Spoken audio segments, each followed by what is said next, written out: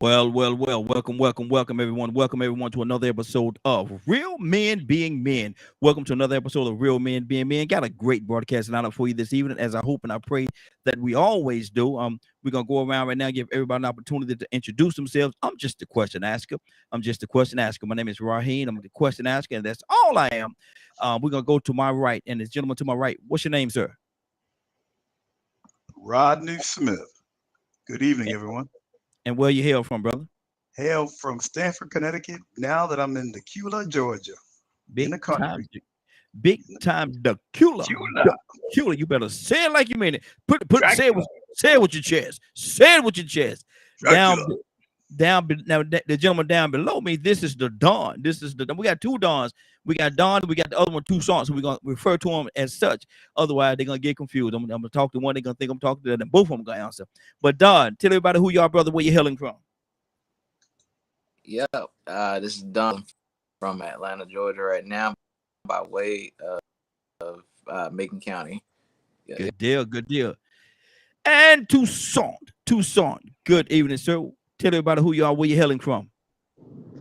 My name is Donald Toussaint. I'm from Opelousas, Louisiana. I live in Pascagoula, Mississippi. Boy, we got some names going on around Channel tonight. We got some names. We throwing some names and some letters. Boy, that's some vocabulary. That's a vocabulary tester. That's a vocabulary tester right there. Now we got who this fella right here? Who did with this these shades on? I think that's the Captain Leonard. Tell everybody who you are. Yes, sir. Tell everybody who you are, where you hailing from. Leonard Jones with New Order National Human Rights Organization, calling from Covington, Georgia. Originally from the Tell them where you're originally from, brother. No. Well, I don't know where that place is that Raheem be talking about. But I'm originally from Saginaw, Michigan. That's the That's the No, it's not. Don't come up here with that It's the nasty. Oh, that's the nasty. Okay. Yeah.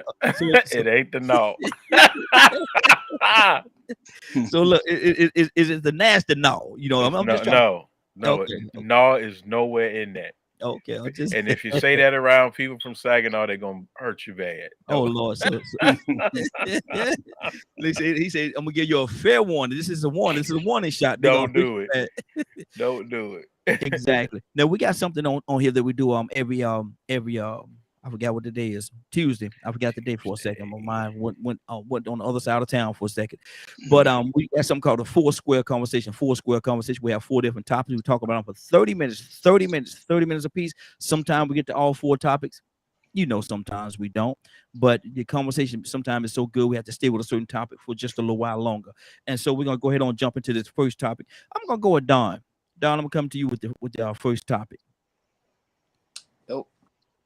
Do you always and look over your life? This is a question for you over the course of your life, even up to now. No. Do you or have you always felt wanted?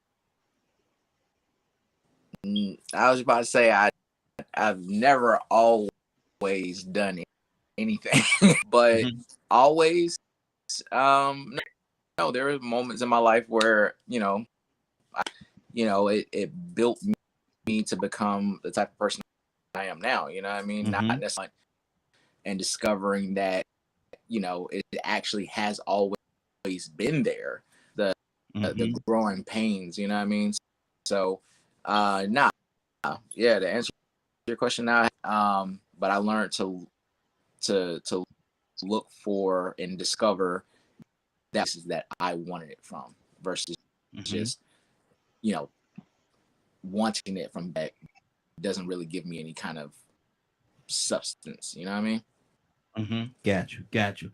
Okay, good deal. And And for the people listening on the radio, I do apologize. I just hit the play button, so y'all missed a couple of minutes. We've been on ever since 8, but y'all missed a couple of minutes. So welcome aboard. Welcome people in the radio land. Let me go to Toussaint. Toussaint, do you always, or have you always felt wanted? What do you say to that? Toussaint? No, no. Can you hear Oh Lord. me? Yes, sir. Yes, sir.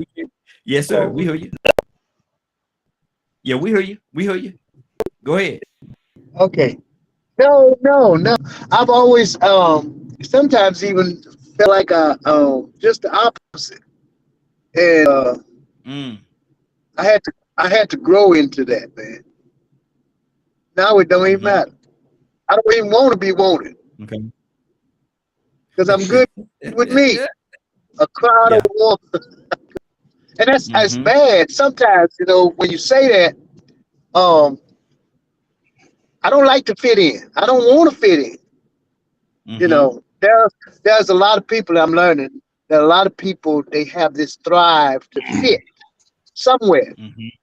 And they alter who they are and the way they conduct themselves based on somebody else. I wish I would. At this point in my life, I wish I would. Wow. But no, I've always been kind of like out there. Somewhere, Matter of fact, even sometimes in sports, I was the last one they picked. So okay. Yeah. Good deal. Good deal. Captain Leonard, what do you say to that, man? Have you always Toussaint something else? Have you always, or do you always feel wanted? I don't have those feelings. Because I've always been around decent people. I always had a good family upbringing, so there was nothing pulling at me talking about wanting to be wanted or wanting to be part of a group. I have a lot of the same friends I had when I was a little boy. So one, I never felt the pressure I never felt left out. Because my own lane. That's one thing. I've never tried to be with the in crowd or whatever, because I'm very much I try to stay away from negativity. Yes. And so that part helped me really stay about my business and focus, and keeping me from around garbage. Yeah, come on. So, and staying out of trouble. It depends on what is that wanted thing. You mean you want somebody to love you, to be your friend, to acceptance, be famous, acceptance and all. Yeah, acceptance and all that. No, the only people necessary that needed to want me was my parents. Wow. Okay, that's good. That's good. Oh, we just lost somebody. Hopefully, we're gonna get them back in here. Rodney, what do you say to that, brother? Have you always felt wanted?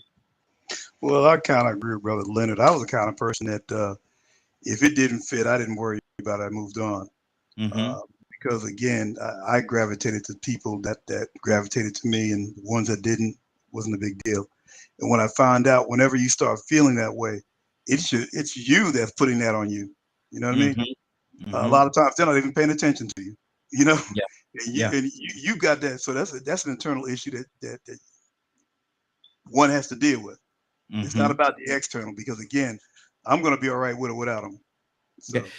And that's good, and I love that. But let me ask you this question: is that something that a person will have to grow into? Because as youth, as little people, as you go back and look at you as a child, you always wanted to be wanted or wanted to be accepted, especially by your friends and stuff like that. So how does one get to the point where look, that I'm tired of that? Well, go ahead. Let me tell you what I've seen it. The older I get and I look back over my childhood friends, the guys that were in the in crowd, most of them didn't turn out to be what they purported to be. Yeah. And reality set in, and they weren't really the in crowd. So again, like I tell my boys, I said, look, why would you fight to be in a group that doesn't want you? What I mean? Yeah. Just because what that does, it takes away your focus from your true destiny, because you're too busy looking back, trying to fit into something that doesn't fit. how they say that thing, a square peg in a round hole or something like that. Is that's pretty much what it is. Let me go. I see Donald. He's shaking. He doing this here, so he got some stuff on his head, brother. What's on your heart? Talk to me. I'm not built like yeah, man. You know, I think Leonard was born like that's what's up. But simple stuff like joining a team.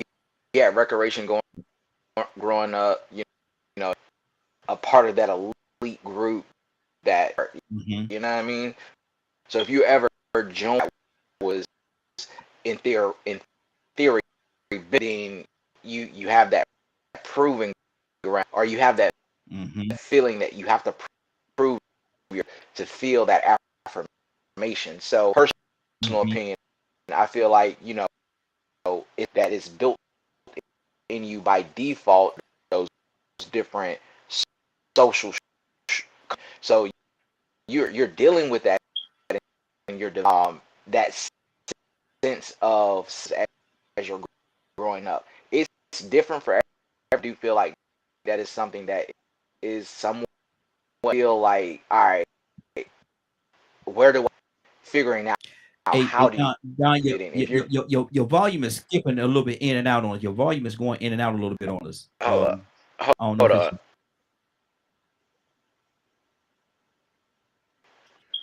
Can you hear me now? Great. Yeah, much better. Much better. All right, cool.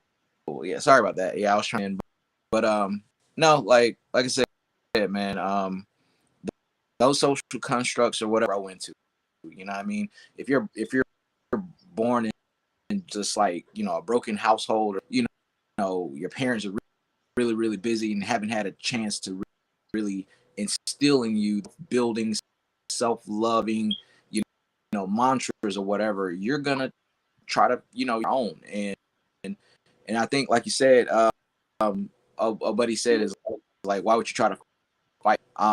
They have some reasons and some ways of building that structured school system, being the student of the month, being that pupil, that person who's highlighted for stuff. You know what I mean? Like they use our system to motivate others. You know what I mean? Like some people are leaders, and then some people who are like good followers become leaders eventually. You know what I mean? A construct, and I feel like for me, I had to develop. Always taught to be a leader, but it was not natural for me to be a leader. I didn't have all to cultivate leadership. But it was like my father was always telling me like, this crowd or da da da da. But I find myself looking for the girls who are guy, and I try to fit that construct to either be like, all right, well, why don't how can you like me and all this other stuff? And this was like early middle school. So you don't know, like, not everybody knows better. So I would say that it's kind of ideologies. I think it's great if you have it, but if you can gain that self-awareness and that self-confidence to feel you can go through those various modes. Like I went from trying to and building myself to be that guy that everybody wanted something from, and now like I don't care, and I do want to be left alone. But Good deal. Rico, good evening, sir. How you doing this evening? I can't complain, man. How everybody doing? Hey, doing good. Rico, we asking a question, man, and I want to hear your heart on this, man. Do you or have you always felt wanted? Have you always, throughout the course of your life, you look back at your life, even from a child on up to where you are right now, have you always felt wanted? I'll say about certain people in certain situations. It was times I didn't feel wanted, and it was times that I did feel wanted or valued. I think I was hearing Dunn say something about finding some value or worth in school and education. I found that in different teachers or different people that always had programs they wanted me to be a part of it.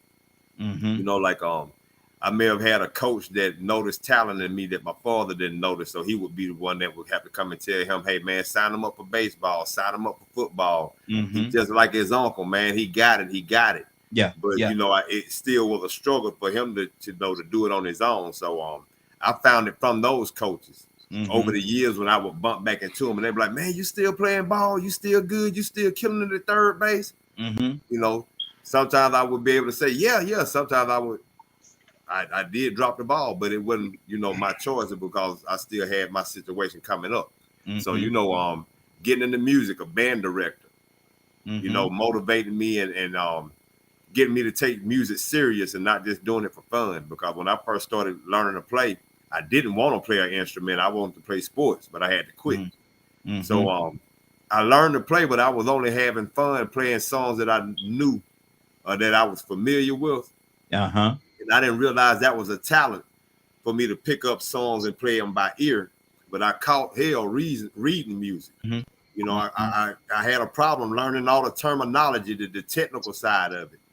But I got encouraged, you know what I'm saying, and felt needed when I was ready to quit band. You know, he didn't want me to quit because he had seen how far I had come along. I was all county, all state, all these honor bands, getting all these awards and medals, things that I really didn't even have an ambition for.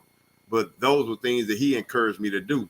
And I ended up being like the first black person to win the John Philip Sousa Award at my school. Wow. You know, just different things that was because of motivators. I call teachers and influencers motivators sometimes. And they really have that opportunity to motivate those children that don't get it at home or get it from their surrounding environment, their immediate environment. That's good. That's good. We got we also got on the phone line. We have we got another Don, so I'm gonna call him Elder. Elder, good evening, sir. How you doing this evening? Good evening. How is everybody doing? Hey, doing good, doing good. Good to have you back, brother. Good to have you back with us. I'm asking the question. Thank you. Yes, sir. And Elder, I'm asking the question, man. Have you ever or do you always feel wanted? What do you say to that? Have I always felt wanted, or yes? Do you always feel wanted? Yeah, or have you always... well, I hear what you're saying. Well, I think there are periods in my life. There are periods of time when I have felt wanted, and there are other times that I haven't felt wanted.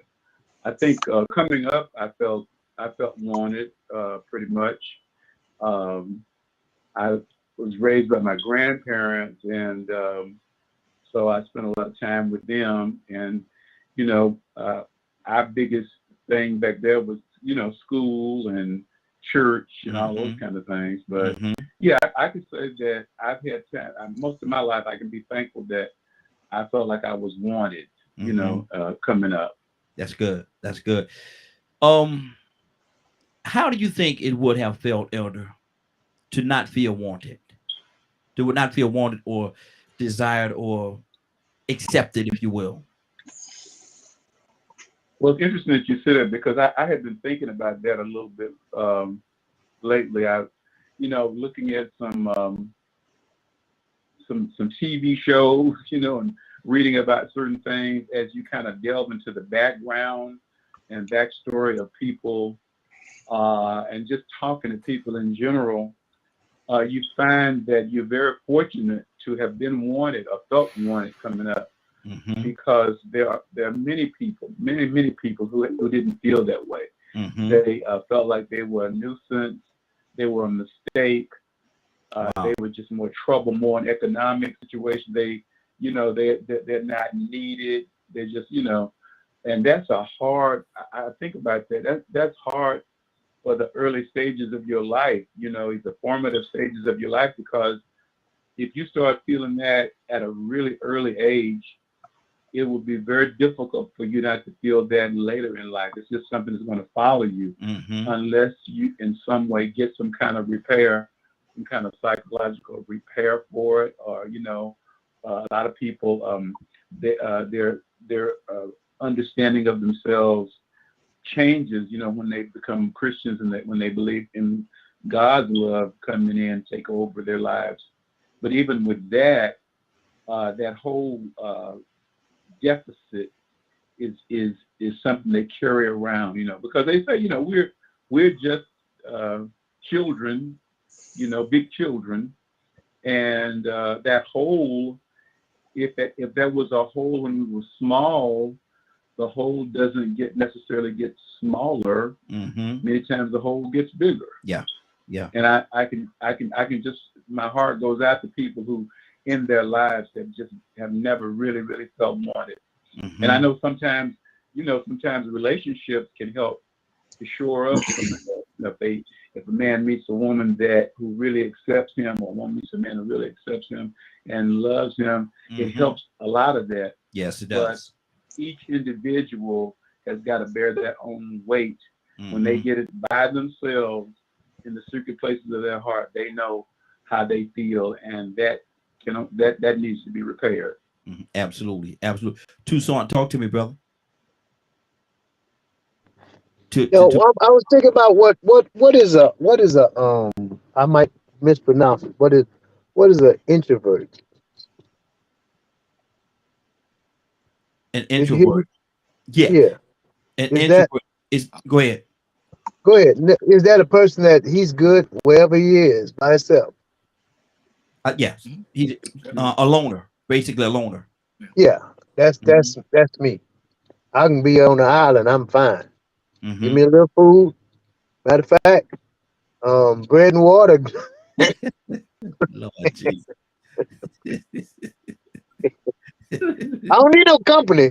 I don't need no company, man. Look, hey, matter of fact, there's people don't come in and out of my house. I don't do that. I don't go in and out of people's house. Matter of fact, I used to stay across the street, a few houses down from my brother, and I would see him every 3 months. I mean, I see him every day, but we'll wave and keep it moving. I'm talking about this is my blood brother. We don't do that. Now we close knit, but we don't run in and out of each other's house. We don't just show up. Matter of fact, if you show up at my house and blow the horn, I don't even go out there and look. I don't even bother. You can be blowing at anybody. My brother came when I first moved to this area. He came to the house, and of course he did blow the horn. Well, he had to come back. I had to call him, tell him to come on back. Leonard, that's your brother, man. Talk to me, Leonard. What's on your heart? I mean, hey, that's my man Toussaint. He can only tell you what's real to him. I think a lot of times we that whole thing with lumping folks together. I'm gonna ask you first. I'm not gonna make no assumptions or anything like that. I'm always gonna ask you first. I'm not gonna assume. Some people love their space, and guess what? I'm like Toussaint. I give it to them. I don't be in nobody's face. Don't want. You know how you. It's just like my grandmother used to say, no news is good news. You call on the phone, she talk to you about 5 minutes. She ain't gonna talk to you too much longer than that. Hey, how you doing? Okay, all right then. I'll talk to you later. Bye, because she don't like to sit on no phone. and that's just how some people are, and you learn to respect that about them, and you know how they are, and you don't impose upon them. Like if Toussaint ain't the one how you try to strike up with a conversation with somebody who's just not conversational. At some point, you learn, I need to get out these people's face. Yeah. Wave at them, just like Toussaint. Wave at them and keep going. You don't mean no harm. But that's what I'm respecting you like that. Lead these folks along. Yeah, I'm respecting you like that. Exactly. 508-924-3521. The phone lines are open. 508-924-3521. Give us a call. We love to have your input. We have what we call Four Square Conversation. This is Real Men Being Men. We come on every Tuesday from 8 o'clock to 10 o'clock p.m. Eastern Standard Time right here on DKM Media Group and Associates. Rodney, I see you, brother. What's on your heart? Yeah, I was thinking about the question you asked. Some people deal with regressed feelings of being unwanted. And it can manifest itself in two ways. They could become overachievers, or they could be self-abusers. To fill that void, And until one comes to their own realization of why they do certain things, because let's face it, young people join gangs for that acceptance. People become millionaires looking for acceptance. Some people become pastors looking for acceptance from their family.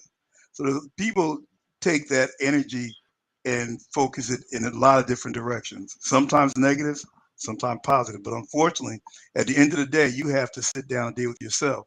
So all those other distractions, whether it be success or failures, you still haven't dealt with the underlying issue, your own insecurity that has developed. Exactly. That's good. That's good. Mary, good evening. How you doing this evening? Good evening. I'm doing mighty fine. How are you? Hey, doing good, doing good. Mary, we're asking a question. Have you always felt, or do you always feel wanted? What do you say to that? Always no. Because I mean, I think everybody feels inadequate at some point, but yeah. Okay, that's it. Not always no. Okay, good deal. Rico, talk to me, brother. So I agree, man. That was right along the lines of what I said. You know, it's like it depends on when and who it is. You know, now if you was to ask the question, you know what I'm saying, have I ever felt unwanted by somebody? I mean, because just think about it. There's been people that wanted to date people or something, or maybe they wanted a job, but that job didn't want them. They didn't fit the requirements, you know, so they had to deal with the fact that, hey, I didn't meet those requirements, those qualifications. That could be sort of depressing to know that you don't fit the bill, you know. But now, you know, man, I could go deep with this because I mean, I've been on my own since 11, man, and so I can tell you what it feels like when you are unwanted, or when you feel unwanted, when you see you are unwanted. And I like what Rodney said, because Rodney hit it on the head. It can work out numerous ways. You can become an overachiever, or you can become an underachiever. You can have all the potential in the world, but at the same time, you just don't have that motivation or that drive because somewhere you lost hope. All because of the fact that you didn't get the positive support, or you never felt wanted. And in the process of feeling unwanted, you can also feel worthless. Because if it's your parents, if it's your parents that can go days and weeks or do the things that they do to you to the point where they don't care how you feel or what the outcome is, man, that can be very detrimental. I mean, it can not only be traumatizing, but you know, some children, if you're not careful, they often ask themselves, look, I asked my mom and daddy, why ain't they having an abortion? Wow. You know what I'm saying? Why you ain't skeet on the sheets? If you didn't want to do your job, you know. And I mean, you know, my grandmother, she understood where I was coming from. But now what made me have the little drive that I did have was my grandmother. Yes. But at the same time, I knew it was a struggle on her behalf. So it still wasn't what was necessary. That's why it's so important for parents to understand that ain't nobody gonna care for your children more than you will. I don't care if it's your sister, your brother, your mother and father. Yeah. They're not going to care for your children that came out of your body more than you are. And they shouldn't have to. Yeah, that's true. But when you leave a child in that situation where somebody else has to care for them more than you do, then man, hey, you just got to deal with the consequences. You can't judge them. You can't judge the offspring. The only thing you can do is accept what they are and who they are, because they made it this far the best way that they did. I made it this far the best way that I could. Yeah. I made a lot of mistakes. You know what I'm saying? I had a lot of successes, had a lot of failures. But you know what I'm saying? If anybody ever had a problem with how I handle things, then you know what I'm saying, we could deal with it. Because I know what it took to get me here. Exactly. 508-924-3521, 508-924-3521. We're talking about tonight. We're talking about, have you ever or have you always felt wanted? Have you ever felt unwanted? Cornelius, good evening, sir. How you doing this evening? Hey man, what up, Doe? What up, Doe? What's going on? Hey, doing good. Cornelius, we asking the question, brother. I want to hear your heart on this, man. Have you always felt wanted, or have you ever felt unwanted? And what was that experience like? Yeah, I felt wanted on both sides of the track. Mm-hmm. You know, trying to give an experience. And basically comes down to women.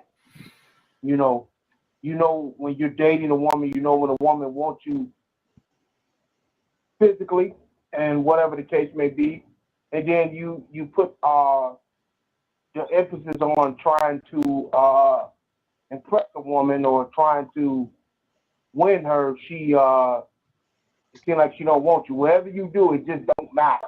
She just don't want you, and those are the kinds that really hurt, And I bring this up example because y'all as gentlemen on here, y'all probably gonna clown me for this, but I always like you, I always like to be transparent when I come on here. I'm not ashamed of what I go through, what I went through in life. Yes, sir. I remember a young lady I was trying to court or try to get at my a while ago. Man, I went all out. I had a candlelight dinner all set up. Had the Luther Vandross going. I got some steak. Beat it. I beat the steak. I ain't even, you know how you tenderize. I went to bar when I beat that bad boy, the tenderize. I had the salad, had the champagne, the candlelight going. He told me he was gonna show up. Man, that chick never showed up. Wow. Wow. How was the dinner? Hey, man, that's almost as bad as taking a Viagra. The same thing. Man, I happened to see her a couple of days later. And I put her, what happened? Something came up, but then you could at least call me and talk to me. You just don't feel like that. Like, really? that was the ultimate unwanted feeling. So yeah, it don't feel good. So I'll leave it at that. There you go. There you go. Good deal. Good deal. Drunk that whole bottle by itself. We're gonna switch over to our next topic, man. And ironically enough, man, that's a great segue into this next topic. And Rico, I'm gonna start it off with you, brother. And I'm gonna ask you this question: What is a great first date conversation? A great first date conversation. First, let me tell Cornelius, man, if he put all that work in on them states, man, at least he had two of them to enjoy later on. Because he warmed them up good and kept them tender. At least he came out on top with them states. He ain't waste his money. There you go. A great conversation piece, man, is actually finding out something about that person, whether it's what they're doing now or something about their past, but most likely what they're doing now, what they like to do.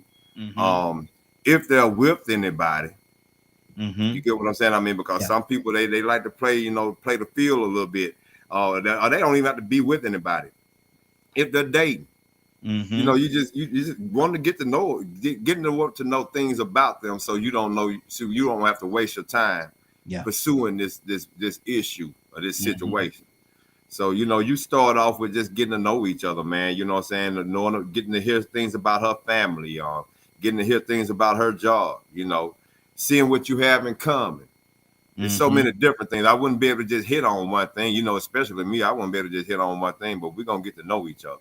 Yeah, good. Somebody told me, and they just muted their screen, so I can't see their face when I say this. And I think you know what I'm talking about, Leonard. He said that one of the conversations that he have on a first date. Tucson, you heard it. You know what I'm talking about. Yeah, both y'all know it. Don't do it. Okay. It's too late now. You already went down that road. The train rolling, man. The train is rolling. He said, I'm gonna go ahead and tell y'all, and listen, I need y'all to hear me when I say it. And I'm gonna go to him next because I want him to either clear it up or explain. But he said one of the first conversations that he's going to have with a young lady, Mary, cover your ears up. When is your cycle? When is your when are your period? No.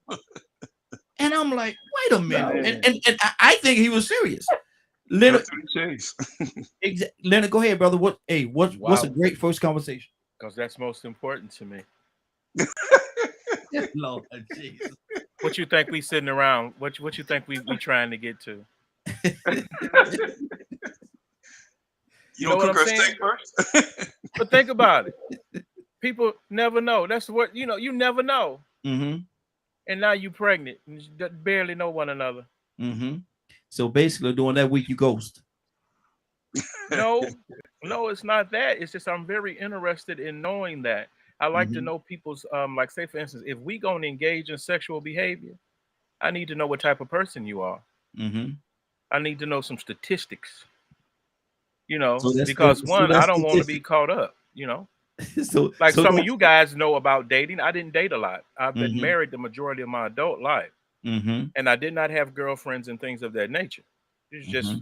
relations, it's whatever. And so one of those, I didn't ever want to get nobody pregnant or nothing like that. Mm-hmm. So that's the way I keep track. So say for instance, like this brother right here. Listen at the brother. Okay, I'm gonna give you a good example. The brother explained about that dinner, right? Mm-hmm. And how he did all that preparing this, that, and the other. Okay, what if I put money out and I'm taking you from the way for the weekend? Mm-hmm. And then we get to where we going and you on your cycle. I mean, I know you guys probably don't, y'all don't think of stuff like that, do you? I'm not sure. I don't know. But that's just what I think of. Or we think of, we just don't voice it as openly as you do. See, I don't have that filter. Mm-hmm. I'm not gonna filter that out because I want to know and I want people to be upfront and know what's going on. Like say for instance, you're not gonna be in my room at 3 o'clock in the morning and not know why you there. Because I'm gonna ask you to leave. Mm-hmm. I mean that's just what it is. If you're not finna leave me on and ruining my night, let me know early what's going on. Just in case I have to make other arrangements.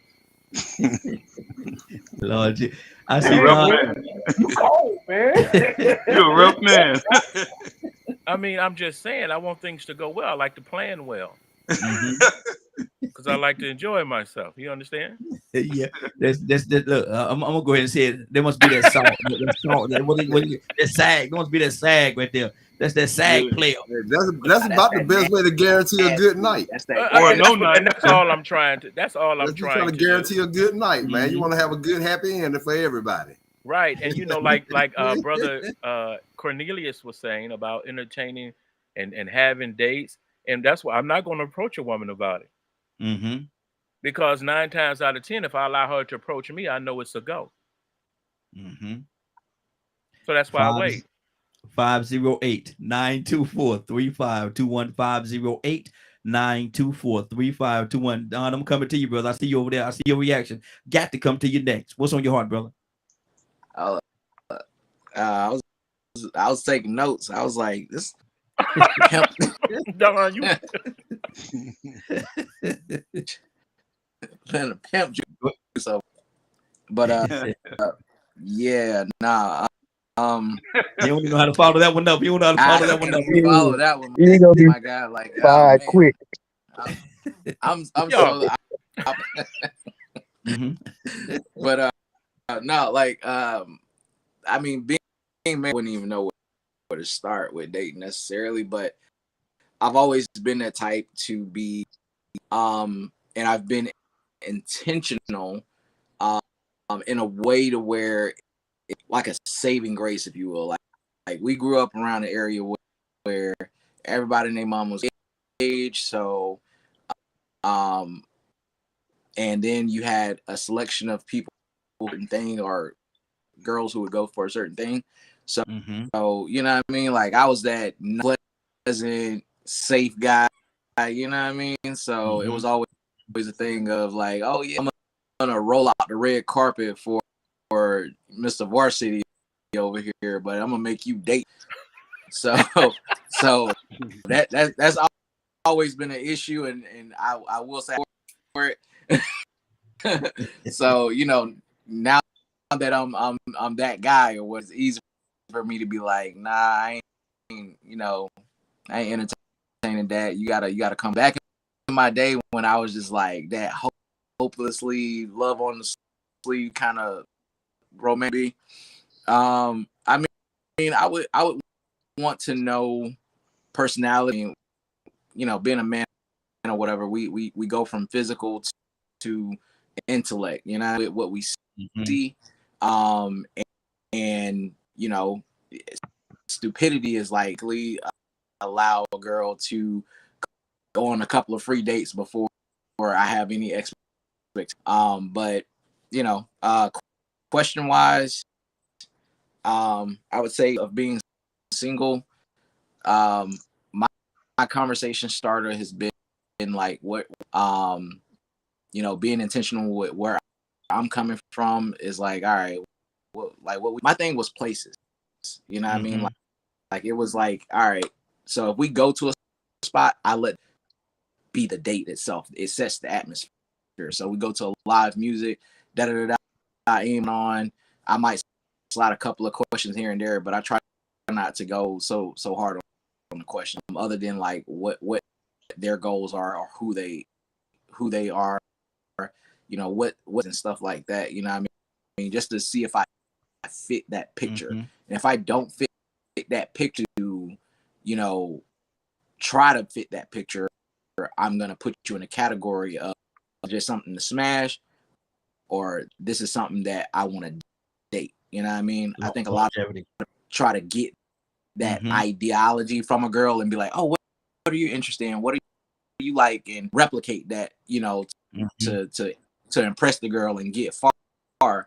And they can, thankfully, I've been good at trying to, you know, get a good like based off of the answers to my questions. So that's it. Wow.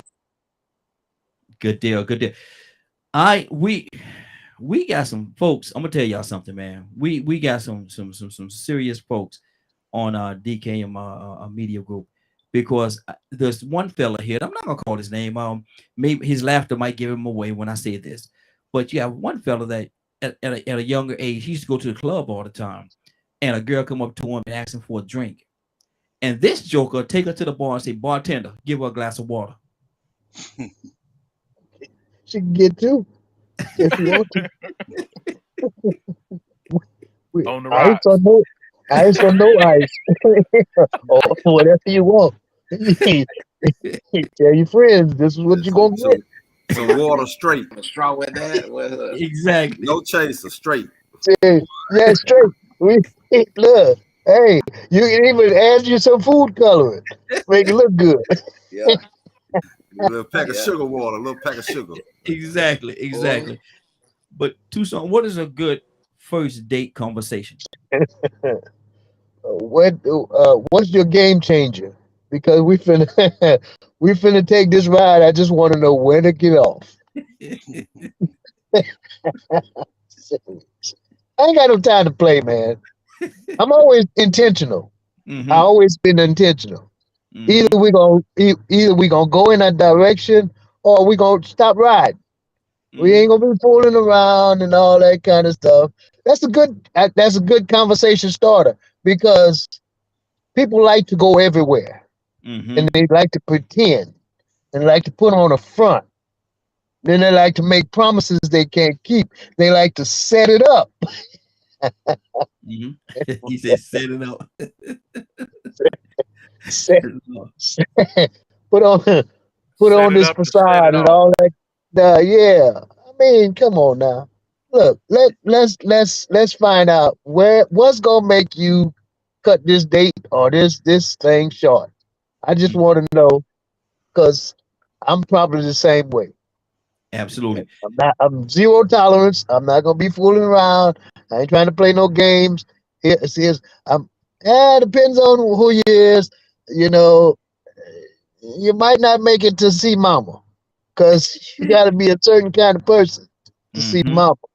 Exactly. You know, because mama gonna embarrass me and you. Yeah, she will. Because mama call a woman when I was young. You know, mama was alive. She'll call you off the side and she'll say, "Who is this wench?" Wow. Just like, just Rico, like that. Exactly. Rico, I need you to do me a solid real quick, man. What's up? take it for a second. Man, what's going on, man? Look, I was speaking to a woman last night, man, and we was having this same conversation. And she was telling me that she likes to start off with the freak talk. Right off the top, she liked to start off with the freaky talk. And I told her, I said, look, you got to be careful about that, man, because if a guy hears that right off the top, a lot of times he thinks that's what you want right off the top. But she was saying that in her case, she felt like it was better to get that out the way so she wouldn't have to waste her time finding out some shortcomings later on or some have been disappointed later on, and she didn't want to disappoint him. And so, I sort of understood it, but I had to tell her at the same time, to be careful about that. And see, me as a man, I always felt like that was one of the things that you had to hold out on, unless the woman pretty much let you know that's what she was interested in, because you can run a woman off like that. But I always felt like a good conversation piece was actually trying to find out where they wanted to go in life, their goals, their dreams, what they wanted to do. You have a lot of people that imagine or say they, have wishes. In some of those good conversations, you can say, hey, man, you ever wanted to go overseas? Oh, man, yeah. I mean, there's so many different things you could do to find out about a person. But at the same time, in the midst of those conversations, you will find out if they're living the way that it would take to accomplish those things. Mm-hmm. So, you can have pleasurable conversations, but at the same time, you are observing and listening to the important things like where they work, if they like to work. Because sometimes in general conversation, you might hear a woman say, man, I'm going to be honest with you. I don't like working. I'm lazy. I don't like to do this and that. I don't like to do that. And if you're looking at that body, telling you that bring the check. You hear me? Bring the check. Bring the check. Exactly. Bring the check. And but you know what they say about that baby hair? Uh-oh. You know what I'm saying? That baby hair, you might mess around and get you a Cardi B that go ahead and tell you that she don't cook, she don't clean. She did drop it. See, I can't say usually what I say because my dog on here, so I can't talk like my dog on here, so I can't say it. I can't say it, but y'all know what I big butt baby hair. Easy. Cornelius, hold on before I do. Let me go to Elder because Elder's been holding on for a second as well. Elder, what is a good first date conversation?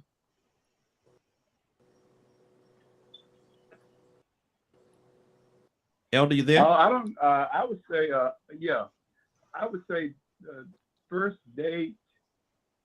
I'm looking at first date from two different perspectives. I'm looking at first date when you're young, and then I'm looking at first date after you are older, and have had experience, either been married or had other relationships. You see what I'm saying?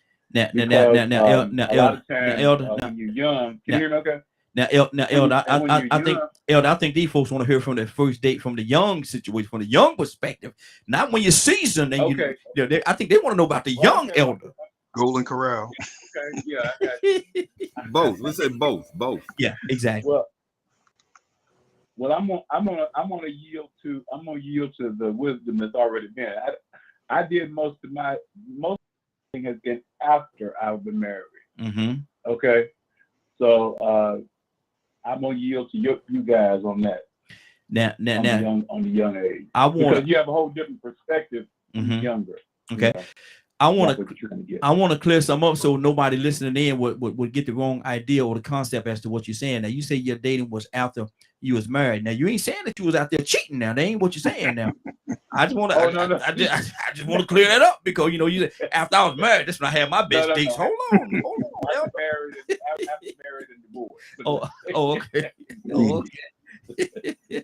Cornelius. Let's clarify that. Yes, sir. I had to clean that up, brother, because I was like, man, look here, somebody might walk away. Yeah.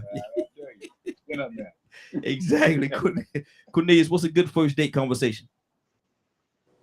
I was listening, everybody. I was laughing at some of the things Toussaint was saying because I agree with that too. Finding out a person's goals, especially when you're young, when you're looking from a young perspective, it's finding out where that person is going in life, But I learned over the years, I don't know if y'all may agree with this or not, but there was something said years ago, man. I always thought, I thought this was absolutely true. That we as men, we are stimulated by what we see, and women are stimulated by what they hear. Mm-hmm. So in that, you know, like like what man said earlier, man, you are already, man, as men, we look at a woman, the first thing we are thinking about is, you know what I'm saying?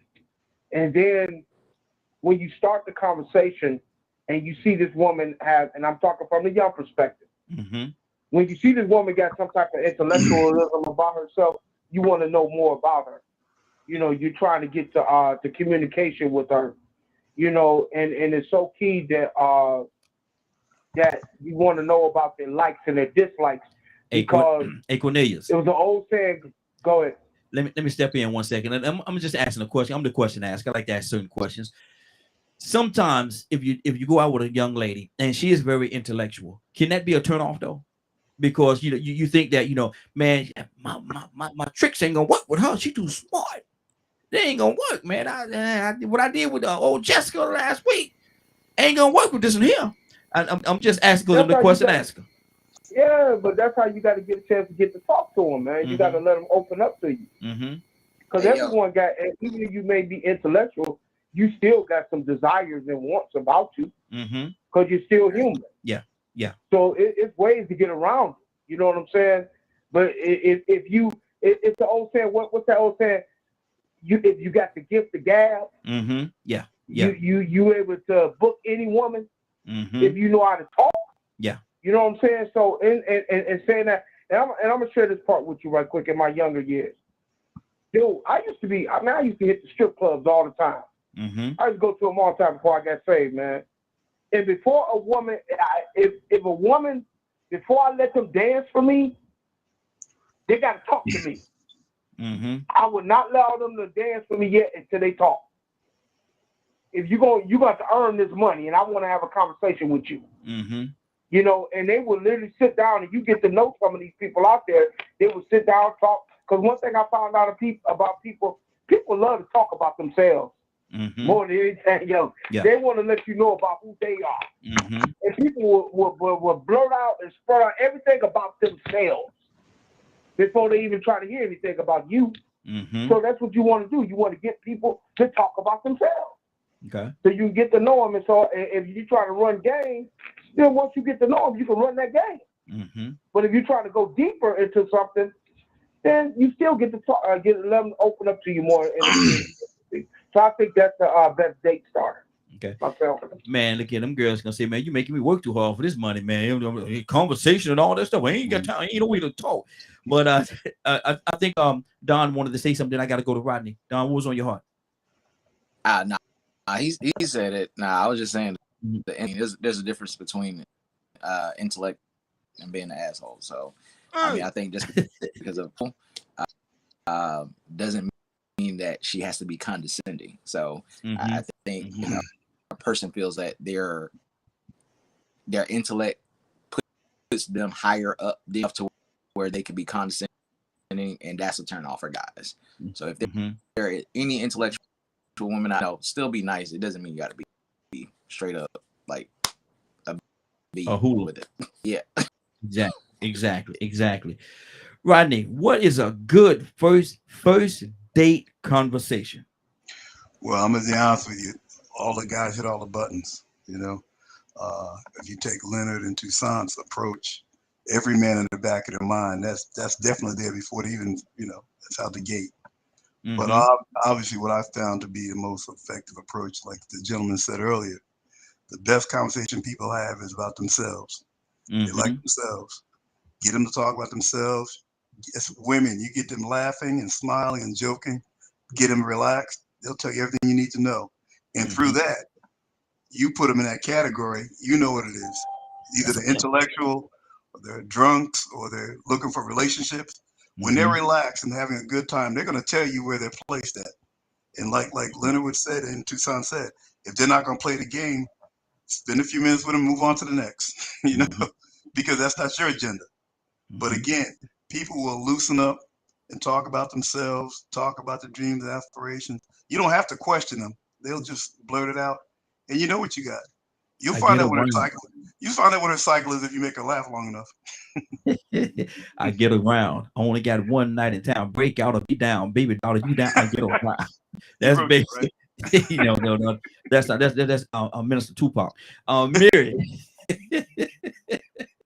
Mary, what's a great first date conversation? Cut it out, Leonard. I'm gonna go through every single question I ask.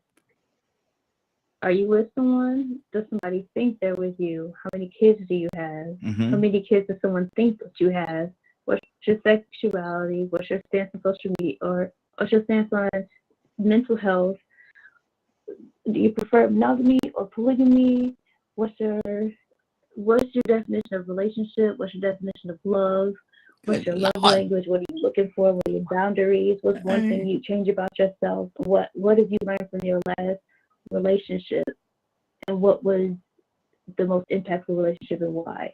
Because I want to know what they think they did. Look, I don't even want to talk. Walked away. Hey, I'm gonna run out of the room. I don't even want to talk no more after you asking me all that deal. I ain't even want to. Y'all sad. Y'all sad. Y'all sad. What was the question again? On people that don't align with where I am and don't align with my ideas, and it's like I have where I want to go, and I'm okay with compromising, but I'm not okay with being the backseat of where you want to go. So, and I'm also not down with finding out later on that you got a wife and kids I don't know about, or that you're in an open relationship that I didn't know about, because I'm at your house hanging out with you and your wife pop up. That's not okay with me. So I need to know who thinks they belong to you and who somebody thinks that you belong to them, or what kid can claim you. What do you put in your taxes? You know what? I just got a phone call. I'm gonna go over here and take this phone call. I'll be back. I'll be back. How about this? You go ahead and pay for this food then, because it sounds like you're trying to go. And I'm gonna leave out before you leave out. We can walk out together. God don't mind. I left my water at home. God don't mind. Hey, Raheem. Yes, Raheem, you taught your daughter real well, though. That's good, man. Yeah. Oh, yeah. She on it, man. She on it. Smart. She on it. That sound like regular conversation. Who wants to do that? I mean, to me, that sounds like regular conversation, depending on how you deliver the questions. I mean, you can get to those answers just in conversation. You can initiate it by telling them, look, I don't want anybody that got children. Yeah. How do you feel about children? I don't want to have children. I'm gonna go ahead and let you know that now. You know what I'm saying? I mean, there's so many different things that you can put out there on the table at the very beginning, and that's good conversation, because the question is, how do you have a good that's good conversation, because you're getting to know each other and finding out what you need to know before you dig too much or put too much into this time or wasting time. I think that's awesome conversation. Absolutely. And like I said, y'all know I got to clown sometime. I got to have a good time. But my thing is right here. You at the table. You say, can I ask you a question? Yes. You pulled out your cards. Hold on. And you got to, Don, talk to me, brother. You got about 10 cards. Well, these are questions that I just like, so what is this and what is that? It's like, I know when I leave, I want to know all of that, because all of that will tell me if it's worth having a second date. Is it worth getting more of my time? Because you can waste a lot of time and miss out on your blessing and your husband and your forever, wasting time on somebody else when they just playing a game with you, trying to get in your pants. I'm not that type of girl. So I need to know where you're at with everything. That's my baby girl, y'all. That's my baby girl. Don, go ahead, brother.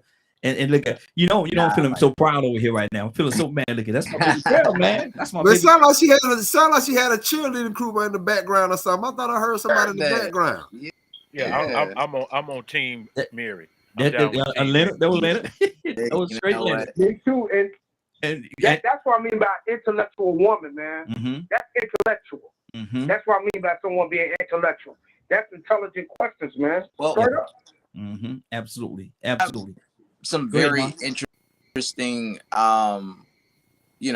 people out there dealing like those series of questions, and it's interesting where the reverse, the guy and gets to ask their questions and all that other stuff. Samuel's whole approach to that whole current dating stage. There's a lot of women but aren't worth what they are asking sometimes. You know what I mean? So when the guys, it could be a woman asking those questions who has, 3 kids and 3 baby daddy, and will cancel you out because you have 1 baby mama. Exactly. I mean, so exactly. I think it's admirable to absolutely do, and I think to each his own, you understand, and try to get to what you deserve. But I've seen a lot of people get offended. It's more of an underlying question. I'm gonna ask this face value question, but it's gonna tell me 10 different things, right? When you ask, "Oh, what's your body count?" "Oh, why does that matter?" Well, the problem count can attribute to potential STDs, or how you pick your partners, kind of thing. Like, have your partners been mostly drug dealers? Have your do you try to date in the same world, or are you all over the place, kind of thing? It's an interesting question from that standpoint, but it's also interesting in the question of what value do they have to the point where they give them range to ask those kind of questions. So definitely, I think I met that one before. I'm pretty sure she's well in that range to ask those questions. But I've seen the same line of questioning that's like, okay, you're asking those questions. Exactly. And see, you remember other daughter. You met Anita. This is the one that's she's actually in Virginia. I don't think you That's met. What's up. Yeah, I don't think you met her. I don't think you may have at the other event. I'm not sure, but Raheem, I saw your hand, Rodney. Yeah, Raheem. The key is first date, because all the questions your daughter was asking, there are relevant questions, especially here in Atlanta. You better ask those questions. Yeah. However, people lie. All right. So what happens is, over a period of time, they will tell you who they are. They can answer the questions the way you want to look. I mean, back in the day, I would have told her anything she wanted to hear. You know what I mean? But what happens is that my lifestyle, will dictate how honest I am, and that can't occur in one date. You know what I mean? So therefore, yes, the first date is the icebreaker. It may not be that serious in terms of questioning, but there's certain telltale signs. If a guy says, 10:30, I gotta leave, why? Then you realize he's got a family at home. That's why he's got to leave at 10 o'clock. So there's signs. There's signs. If the cell phone is blowing up while they're having dinner, there's certain indications that something ain't right. So the thing is, the first date, really, as far as I'm concerned, the first conversation is just to figure out what do I think I have, and time will tell you what you really have. That's good. Yeah. That's good. Leonard, talk to me, brother. Man, those questions was dead on. That's one of the good signs, advice for women. And it goes back and forth. People who don't have to answer questions hide things. That's the whole thing about being new. I can lie to you when you're new. That's why you have to judge. I mean, I couldn't think of better questions for her to ask, because that's what's important. And then and by asking those questions, she'll let you know what she's about. Yeah, sure. She lets you know, just you got some men that conversation can get too intelligent for them sometimes. And that'll make them, okay, this is gonna take too much work. This is a one only date. After this date, this over with, because this girl gonna want some more. She gonna want some more. She gonna want something else. I can't trick her. No, exactly. Yeah. Why not ask those questions, especially if you ain't shy about your sexual activity, or you ain't hiding nothing? Because think of how many times that first date may end up y'all somewhere else. Exactly. And you need to ask them, like, why wouldn't a woman ask a man about his sexual orientation? Especially when you somewhere where men lie about that. Right. It just makes sense. See, that separates real men from boys. Yeah. See, boys lie. They lie. They look for every reason they can. Like I say, I say whatever I got to do to get it. Because once I get it, we can all get the rest of the time. But once I get it, And Leonard ain't gonna lie. Bye.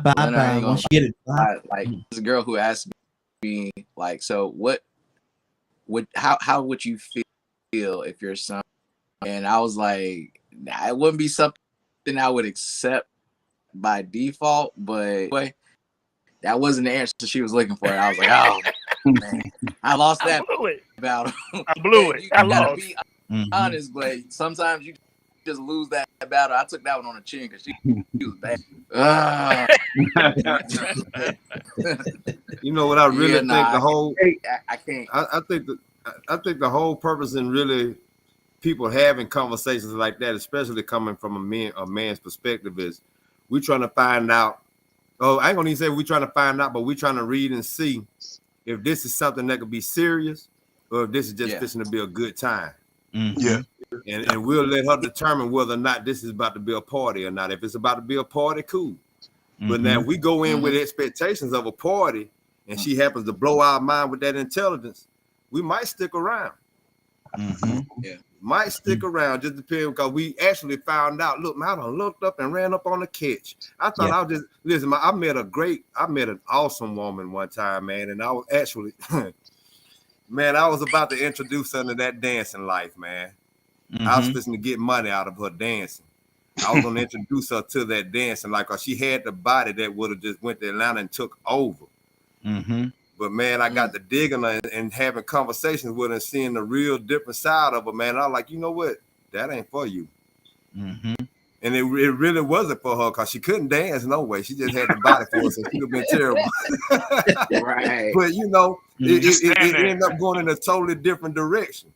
After I started talking to her and seeing what she was really about, I was like, man, you know what, man? You this was during the time, and I'm gonna say like 98 or 99 when strippers became acceptable.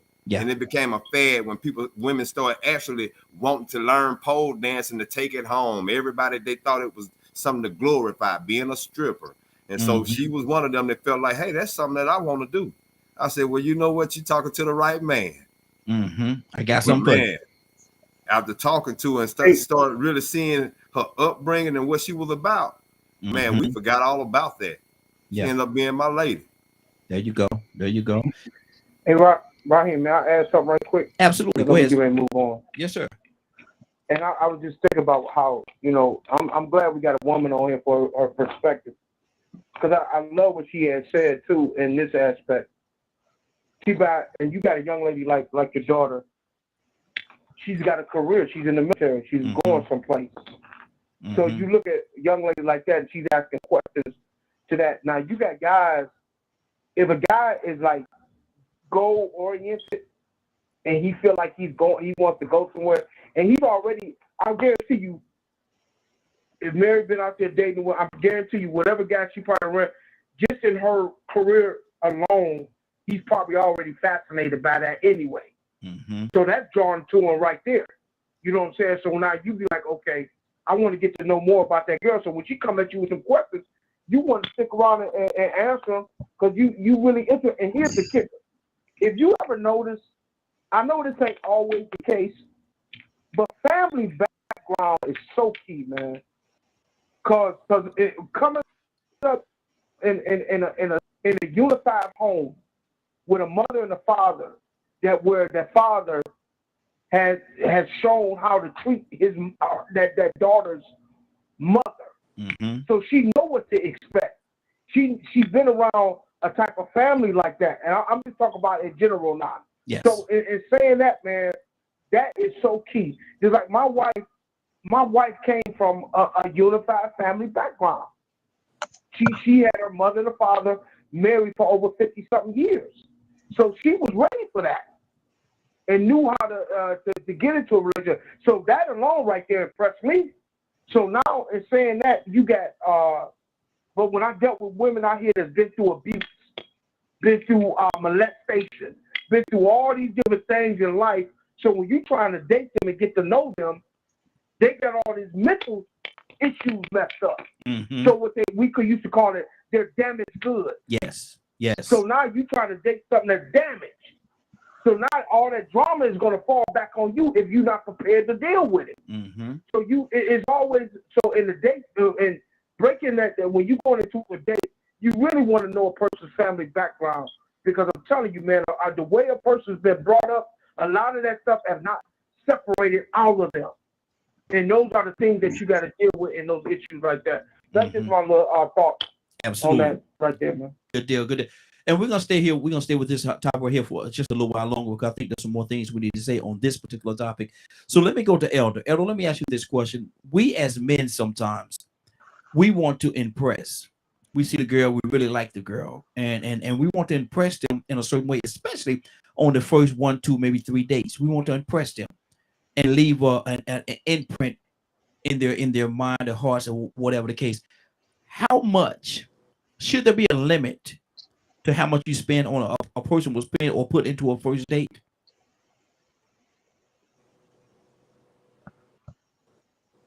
Elder? Yeah, sure. And I'm gonna have to move on. I would say this. I think you want to keep it to a minimal because that's gonna be able to weed out some folks right there. See, so some people want some women want you to spend a lot of money on them. That's what they want to use you for, just taking them places and all that kind of stuff. But if you start off with persons kind of talking about, you're trying to keep it minimal, then you kind of see what kind of person you're working with. And I think that's a good weeder right there. Good deal, good deal. And yeah, so I'm gonna say good night to you guys. God bless you. Hey, God bless you, brother. Appreciate you coming through with us. Rodney, should there be a limit? No, my thoughts is that on the first date you do something that you and her both enjoy doing. And as the young man said, keep it at a minimum. Money's not the issue if it's because she's going on a date with you, not with the restaurant. Okay. So at the end of the day, you want to go somewhere, whether it be a park, a show, a theater, whatever. If that's what both of you agreed to do mutually, it's not about paying for her. It's about having the experience with someone. And so money should be a factor if you both are doing what you enjoy doing. That way, you don't focus on the money, because if you start focusing on the money, you're gonna focus on the payoff. So you want to kind of you kind of do what you enjoy doing. I had some young female friends that said, I can't find any men in Atlanta. I said, well, what do you enjoy doing? Well, I enjoy going down to the Fox Theater. I enjoy this. I said, and I enjoy the arts. So do what you enjoy. People will be there. You'll find somebody there. But don't change. Do what you enjoy doing. Don't look at going to the high-end restaurant where the food is overpriced and don't taste good anyway.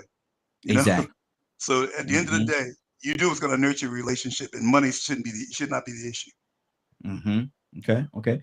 Rico, what do you say to that, man? We want to impress her, man. We want to put out, especially if we really like this girl, and we've been chasing her for a minute, and she agreed to allow us to take her out on that first date. What should be a limit? Should there be a certain amount of money that you will spend, or is the sky's the limit? I think it depends on your lifestyle, the lifestyle that you can afford yourself. If you can afford to take her to do the extravagant things and blow her mind, then you really don't have to worry about a budget. You know what I'm saying? I mean, you might want to fly out to Vegas for the first date. If you can afford to do that. That might be something that you do all the time. But if you can't afford that lifestyle and you living on a budget, you working a 9 to 5, or you just know that you worry about your finances more than the average person, or more than the rich person, then you should always be careful of the budget that you have when you take them out. You don't want to spoil them and start something that you can't continue to do. You want to make sure you can, whatever you do, that you show them that this is something consistent. So you go out that first time trying to feed them gator bites and shark meat at Papa Do's the first time if you want to. You know what I'm saying? Man, you're gonna be at Ruth's Chris the next time, and then you're gonna be at the $150 steak place the next time, and you created a monster. And then, to be honest with you, she might only love you for those reasons. So you really need to find out. Everybody wants to impress each other, but you really want to find out the basic things in them that makes them who they are. That's good. Cornelius laughed because he laughing at that steaks. He talking about Cornelius laughing at them steaks. I forgot all about the steaks. Yeah, see, I don't know if it was $150, but I heard of some $150 steaks. Exactly. Cornelius, what's on your heart, brother? The mistakes, boy. You think about the mistakes. My bad, man. My bad. I didn't mean to bring that back up, man. Hey, they were T-bone too. Oh Lord, he spent some money. No, man. I was just sitting up and thinking, though, man. He absolutely right, but I'll go throw a question out there too, man. What about bringing a dozen of roses, man, on the first date? Is that too much too? Yeah, that's too much. Yeah. That's way too much. That's too much. Mm-hmm. That's too much. Okay. So and roses might smell better than her. No, but you know, I was sitting up here thinking though, man, that I look back over some things, man. My little thing was like taking them to the comedy club. Mm-hmm. You know, going to like you know, me and my wife's first date went to a little. It was a little cheap spot too. We went to I asked her what she wanted to eat. We went to a Mexican restaurant and just sat down and had some little Mexican food, you know, for our first date and stuff like that. You know, I didn't spend that much, and sure enough, that showed me, that set the tone, because my wife don't ask so much. Mm-hmm. Even today, after 8 years, she don't ask so much, man. Mm-hmm. So and that truly set the tone in the beginning. So, you know, that's so true. When you just got to take your time when you first start off, and then as time go on, and we've been married now for years. Now she'll say, I want to go to Papa Do's for dinner, mm-hmm. or I want to go to Red Lobster for dinner for my birthday or something like that. Yeah. You know, and then she'll turn around, like my birthday was just this past Saturday, like I told you earlier, Ryan. I went to Cheesecake Factory. Mm-hmm. She bought me dinner. Mm-hmm. You know, spent a little nice old mint for me for my birthday. There you go. So, you know, little different things like that, man. So we you know, but you do want to start off slow. Mm-hmm. You really do. And that was a real bad learning experience for me to do all that work I put in for that girl to ghost me. And I can look back and laugh at it now, mm-hmm. but back then that joke was not funny at all. Ticked off somebody. Exactly. Now, Leonard, let me ask you this question. The first date, and you really like the girl, you really like her, and you want this thing to go somewhere. Would it be appropriate for you to say the first date? Now we'll go out some fancy place later on, but the first date, I want you to come here. I want to prepare a meal for you. I want to cook for you. I want to prepare a meal for you. Get some movies and stuff like that. We sit around. We play games or whatever the case. I'll cook a dinner. I cook for myself. I want to do that for you. Would that be appropriate? Do you think that's something that most women would appreciate? Yes. From my point of view, yes, because that's what I do. Mm-hmm. Mm-hmm. I cook. Yeah. So I don't have no problem with it at all, you know, if it's that type of date. And even with when it goes so far as, you know, where to go or whatever, I go where I want. Mm-hmm. You know, so if I plan on having a great time, sometimes, would you like to go with me? Mm-hmm. Or if I don't have anything, I haven't thought of anything, I'll just ask her, what you want to do? Mm-hmm. All the places y'all name, that's what we used to do. My wife is she's not very impressed by a lot of stuff like that. She's not that type of person. So, you know, you're going to be more frustrated than she is, because to her, steak is steak. Yeah. You know what I'm saying? We used to go to Papa Do's after church every Sunday. You know, so we do things that we like. Cheesecake Factory. I remember all of that. We that was what we used to do. I'm a fine dining type person. She's not. Mm-hmm. So it was always it's always a running joke. Ever since I met her, I always pull a menu first and send it to her, so she can see if there's anything that she would enjoy on the menu. Like I'm I'm a prepared person. So I'm not going to take you to the Sundial not knowing that menu. Mm-hmm. If I'm going to spend $200 on your dinner, I want to make sure you enjoy it. Yeah. You know, and so even to this day, after 23 years of marriage, I'm going to always go online and find that menu to make sure, because, you know, she'll just go and look at, no, not for no $40. Mm-hmm. That's how she is. Yeah. Yeah. She say, I don't care what it's from. $150 for a steak. You ain't got to get it for me. That's just how my wife is. Mm-hmm. But it's great. I try to do things that I want to do anyway. So I'm not preoccupied with how much it costs. Because to me it's worth it. Else I'm not going. Mm-hmm. I'm gonna get some fun out of it. I'm going to enjoy myself. Mm-hmm. That's good. That's good. Right. And they talk to me, man. Do you think most women would appreciate the fact that you say, well, look, I know it's our first date and please, we will go other places, the fancy restaurants, all the places you want to do. We will do that later. But right now, I want to take you, I want to bring you to my house. And naturally she have to feel comfortable around you to even to go to your house. But when y'all get to that point and she feels as though you feel as though she's comfortable enough, should you ask her to your house where you can cook dinner, maybe look at movies and do different things of that nature, where y'all could just have that personal time? Yeah, I mean, before I got married back in the 80s, that's early 90s, that's the only thing we ever did. I mean, much like Leonard, I have a degree in food service, so I always was a chef. When I go to high-end restaurants, I used to get ticked off because I knew what it took to prepare a meal. Right, So right.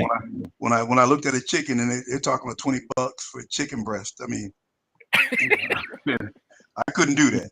And what I found is that usually in your home environment, you can play the right music, the jazz, you can have a decent conversation, you can really kind of get to know each other a little further. And sometimes what I learned is that women appreciate the time that you've taken to prepare a meal. And sometimes what I used to do is have them sit there and watch me prepare the meal. We do it as a team. Right, exactly. And that would develop a relationship. So I mean, I think that's probably the best first date, actually, is cooking them dinner at home. That's good. And also women appreciate little things. And I could just put a little, something for the guys, when you talked about roses and stuff. Little African type of thing. When you go to visit people, or since this is a first date, a little token of your appreciation. Nothing expensive or anything, or something that you just have is a gift-giving measure. Like when you go to visit people's houses and things, how if somebody invites you to the home, you would bring a bottle of wine or something, a gift, something like that. It's not to impress. It's just a token of your appreciation. I mean, if you're trying to be successful, brother, it helps to be cordial, to like the brother just said, man, women eat that up. Cooking for them and allowing them, and y'all talk while you cook and things like that. It's not gonna get too much better than that, more sincere than that. If you a good dude, don't do it to trick them. Do it to let them know what type of person you are. Absolutely. So you can always be who you are if that's who you really are. All that faking and stuff cats be doing, that's done after them first 2 dates usually. They're gonna figure it out. Good deal. Good deal. Let me go to Don. Don, let me ask you this question. What if you do go, y'all, you take it to a nice restaurant, a real nice restaurant, man, and it's high end restaurant, and she's treating the waiter or the waitress terrible? How do you because you don't want to go against her, but you don't want to make this other person feel bad as well. So how do you deal with that? She's treating the waiting crew terrible, man. Complaining about everything and just being out of pocket. Don, how do you deal with that? Can't hear you, brother. Can't hear you.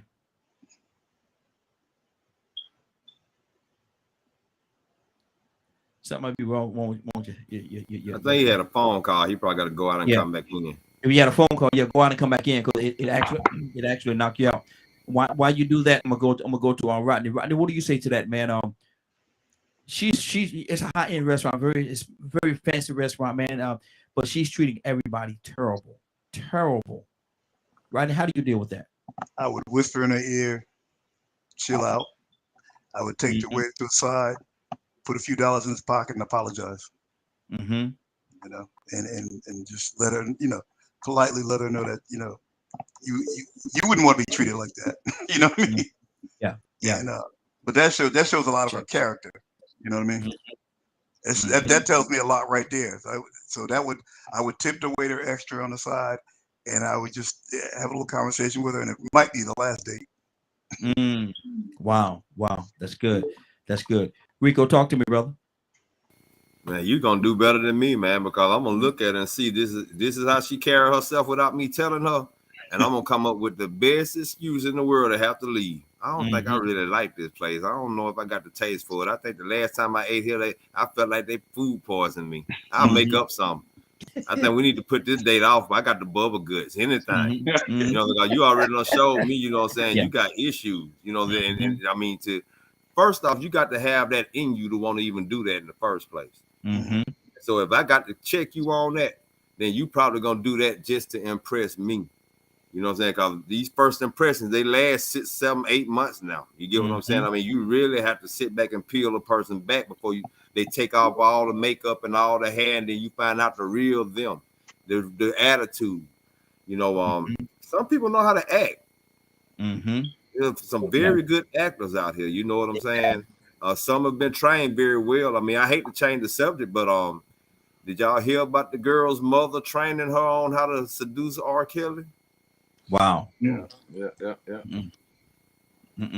Some people are trained. Some people are well trained to do what they need to do to persuade you to get what they want out of you, especially when you're rich.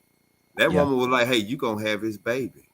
You know, so you know, for you to get to the real person, man. I mean, it takes a while. It really will take a while to get to that real person. But when they show me that first night that they got that in them, I'm gonna find a way to ease up out that situation, right? I'm gonna nip it in the bud quick, cause like I said, I'm 49 now. I already know what trying to beat a dead horse or force somebody to look good, or actually just putting up with something that you automatically know you shouldn't for the wrong reason. Maybe she looked good and you just want to take her home, but it gets to a point where you just like, you know what, man, I had a baby by that. I don't want to go through that no more. Warning sign. Exactly. I had a baby by that, man. I learned the hard way. I ain't never doing that again. I'm stopping it now. Nip it in the bud. Don, can we hear you, brother? Yeah, can y'all hear me? Yes, sir. Right. How do you handle that? Oh man, so I mean, it depends on if she's just or not, you know what I mean? Like, I have no problem with a woman expressing her thoughts about her service if she's getting true poor service, you know what I mean? But if it's just her being nasty about it and there's no cause for it, then yeah, I'm usually out. I had this one experience when I first got to Atlanta where went on this like sideways date, almost like a blind date, but it was like low key, like, hey, how you doing? Let's go out tonight. Boom, boom, boom. Thinking this person had potential to do better, but when I went to pick them up, they were dressed so differently than what they went worse than what they was dressed when I first met them. I was like completely blown away. Like a leopard print onesie that was kind of loose. It was a bodysuit that was loose. A slick back Afro puff with spiked boots. I was like, what are you wearing? You know what I mean? But for some reason, I still went through with the date and wound up taking them to some of my spots. For some reason. You know, no, we know the reason, bro. It wasn't a body or anything like that. It was just, you know, hey, I went through with it just to be like, I don't know, this ain't aesthetically appealing right now. But went to Apache, you know, or actually, I think I was gonna go to Apache Cafe, which is like a live music spot, which is cool, laid back or whatever. Nice. I wound up skipping that because I was still debating it in my mind, like I don't know. So went to this little spot in Auburn Avenue called Cafe Circa, right? Up and coming, black owned spot. It was pretty decent. She was complaining about the service, but like she told me so much without even saying it, you know what I mean? Like if you let a person talk long enough, they'll tell you everything you need to know, you know what I mean? So like she was she was like, didn't know what to pick. She looked at the menu, didn't know what to pick, so I picked for her, got her shrimp and grits and all that. I was like, all right, cool, we'll do this. They bring the food out. I don't like this. So I called the waitress back to talk to the waitress, like, hey, can you fix this? I'm sorry, like, you know, isn't like it, boom, boom. Waitress being uber nice to me, right? I'm paying the bill. I'm trying to correct the order, Waitress leaves. She's like, oh, you was really friendly with the waitress, right? I was like, are you serious? Yeah. So that was flag number one. Flag number two was that night, actually, Gabrielle Union was supposedly going to be in the building. And there was this promotion going around, and she was like all excited, telling me how she loved And by this point, mind you, I was already uninterested. So I was like, I was ready to go. Like, and she felt that on me, and she was like, no, like, be good. Like, I was just And I was like, all right. So I go to get my drink, and lo and behold, Gabrielle is standing to the right of us in their little private section booth. So I'm looking at her, and I felt like she looked at me, and I was looking suave, and I was like, yeah, right. Okay. You know what I mean? Like, I'm talking about dapper, the smoker's jacket, and all that jazz. Like, I was like, that was my opportunity. And then this little thing come up and creep and tap me on my shoulder, like, hey, I was like, what? So she decides that she wants to go ahead and go over and introduce herself. And I'm like, I don't know if that's a great idea. So she goes over there and go anyway. Gets, you know, like shut down really quickly by her entourage. Like, this ain't that type of night. She comes back to the table complaining about, oh, she's nasty. She on this and that, and hate when people I was like, man, there was too many flags. There was a lot of flags that night. So yeah, man, I generally try to steer clear of people with that negative energy and cannot see the good in people, or feel like they just have to correct the issue so much so to where they're being nasty. I don't think it calls for that. I think that you rate that place on how your experience was and never go back. They lost the customer. Exactly. But you don't have to belittle that person because they're doing their job, you know what I mean, or trying to do their job. So that's just my opinion. But yeah, it was crazy. I'm gonna ask you another question off air, but remind me, I got another question for you. Now, I'm super glad I missed that opportunity to get with Gabrielle Union. That she is not my type. Just if that's what you was gonna ask.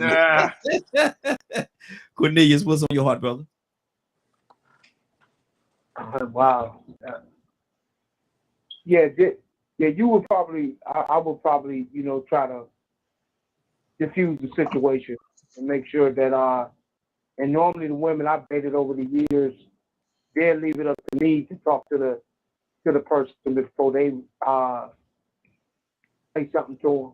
But, you know, my biggest thing is always try to be cordial to people, because you don't know what they're doing to your food back there. So you got to be real careful with that too. So make sure you try to be cordial with folks when you without trying to go off or insult their intelligence or whatever the case may be. Because nowadays, especially nowadays, man, you don't know what's on people's mind. If you offend them in some type of way, they might do something to your stuff. Because you don't know what they're doing, bringing from the pickup counter to between them, bringing that to the food coming over to you. So you just got to be careful with those things. So you always try to diffuse it as much as possible. Exactly. So that's the way I see it. You know? Good deal. And Don, you get a chance to look at the private chat. I sent you a question up. Yeah, I sent you a question up there, man. But why he doing that? Let me go to Rodney. Yes. And we're gonna start our next topic. We're gonna start off with you, brother. Of the last 50 years, what is the greatest invention of the last 50 years? There's a whole lot of them, but I'm gonna actually say the actual 1991, the advent of Microsoft Windows. It changed the whole world in terms of the internet connectability. It just changed the whole landscape. So that has the last 50 years probably one of the most dramatic inventions. Good deal. Rico, of the last 50 years, what is the greatest invention? I would go with the internet. You know, I wanted to say space travel, you know what I'm saying? Traveling in outer orbit. Maybe some of those telescopes like that James Webb telescope that showed those pictures yesterday. You know, that's a heck of a thing, man. You know, it really showed. Hey, that's an eye opener.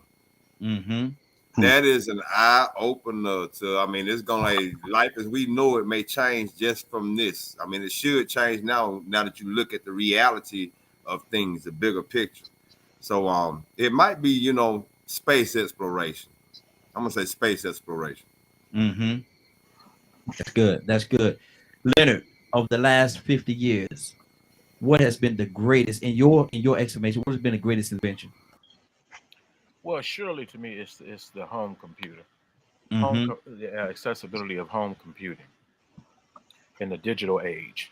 And I thought about that the other day because that was one of my big things.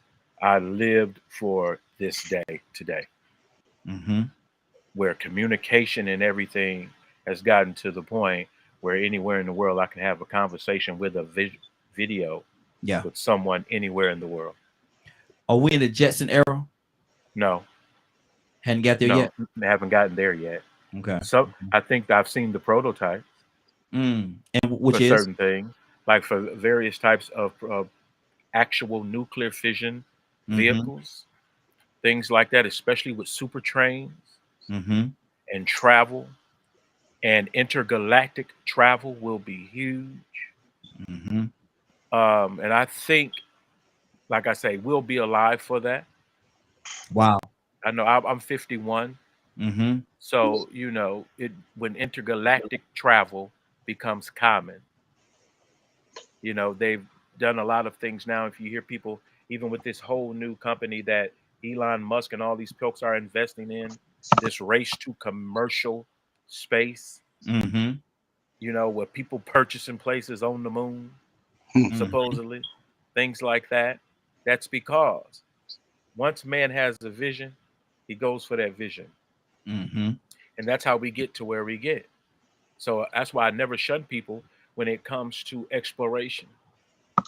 Because where some people would limit themselves, other people's are not. I have no interest whatsoever in going backwards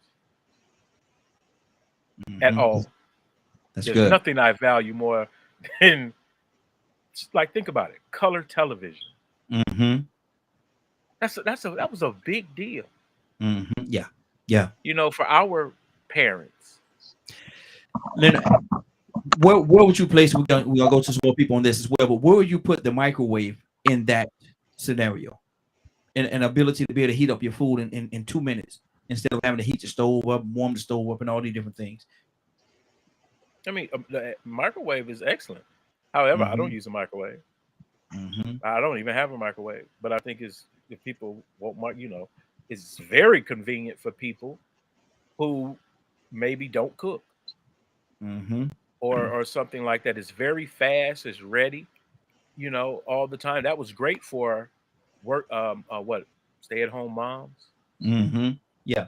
And then it became something that everybody desired to have, you know. So I love those types of things. Technology, invention, anything new to me is cool, you know. That's good. That's good. Cornelius, in the last 50 years, what is the greatest invention? You know, at one point in time, man, I was thinking cell phones. Because you said within the last 50. Yes. And I just turned 51. So you remember back in the day when we was coming up in high school, it was all about beepers then. And you couldn't carry no cell phone. You couldn't carry no phones back then. Now people don't even use home phones no more. They don't even get a home line no more. They just use their cell phone. And I'm one of them. You know, but you know what? It shifted. You know what it is for me now? It's Google. Wow. Man, you can Google anything. It'll pull up. You can type in something you may not even know what to spell, but you can come close to it and Google will find it. Yeah. And now you can talk. You can type it in. You can talk it in. You anything now, man. It's just like Google to me is like a dictionary now. You know, I remember back in the day when I first started reading and studying the Bible the way I did, I used to always carry me around a Webster dictionary. Now all I gotta do is Google some stuff. If I'm thinking about a scripture and I don't remember the scripture by verbatim, I just say part of the scripture, it pulls it up. You know, so you can Google events, you can Google all these different things, and it's just Google for the last 50 years for me. It's been that deal for me. So, you know, first it was cell phones, but man, when Google came on, I was like, wow, you know. So that's for me, man. So, hey, Raheem, I got to get back to the grind, bro. I'm sorry, man, but I got to go. Hey, I appreciate you, man. I appreciate you. And have a good evening, bro. I'll talk to you tomorrow. Sir. Yes, sir. Don, of the last 50 years, brother, what has been the greatest invention? Don? Microphones. Microphones. Yeah, microphones. Sound, mic checks. Mic checks. Can't hear you, brother. Can't hear you. Let me go to Tucson. I'll come right back to you. Go out and come back in. You must have got another phone call or something. Tucson, of the last 50 years, brother, what has been the most, and for you, the best invention? Yeah, I have to agree with Curtis, man. I think that was Curtis. He said Google. Man, you don't have no reason to be ignorant. Ignorant. Lord Jesus. You don't even have to spell, man. You don't have to know how to spell. But you can sound intelligent. If you know how to Google. Yeah, exactly. I mean, the people, you know, I don't know everything. Like Curtis said, you know, I don't quote scriptures, but I know it's in there. I know what it's. I've been studying long enough to know what's in there and what's not. So I'll say a phrase. I'll Google a phrase. Now it's nothing like going back to the scripture and the concordance and the index. It's nothing like that. It's nothing like searching it out for yourself. But if you get tied up somewhere, you can always Google. I like Google Maps. But, you know, at the same time with that, I know how to read a map. You can't get me because sometimes Google Maps get you bust in the head. Especially when they got Take a you to the wrong construction. neighborhood. You know what I mean? But I have to agree with them, Google. Now, microwave is the devil.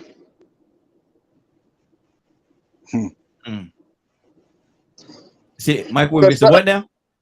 It's the devil. It's the devil. Lord Jesus. Explain it. Hey, all of these women that don't know how to cook and don't want to cook, that's their friend, microwave. And they done microwave done broke up so many marriages. That and TV dinners, that's the trick of the devil. I'm just saying, I'm just joking, man. Rodney, I'm surprised nobody said the GPS, because you know us as men, we ain't asking for no directions. We'll be lost as we could be, and we won't ask for no directions. But if we had that GPS, we could poke it in, boop, boop, boop, boop, boop, boop, and then okay, navigating, and take you where you got to go. Nobody said the GPS, Rodney. I'm surprised. Well, you know, because like the last brother said, GPS is of the devil. Because what happens is you can be tracked anywhere by anybody. You know, and that's not a good thing. Right now, if I'm not mistaken, you can have your cell phone off and still be tracked. Yeah. You know, that's just a way of people keeping track of you, and your privacy is pretty much gone. Yes, it is good in terms of knowing how to get to certain places, mapping. But aside from mapping, I try to limit myself around that kind of environment. Good deal. Rico, talk to me, brother. See, I agree. That's why I at first I said internet, but then I went and changed from internet. You know, I considered the web and Google as the same, and went to space exploration. And you see, I try to get away from technology. You know, I think about air conditioning. You know how good of an invention that was. I think about cable television. I think about all these things and microwaves, and I think about them being gifts and curses. See, because we have been cursed by convenience in so many different ways and aspects of life that really and truly has actually sort of made us go in a different direction health-wise.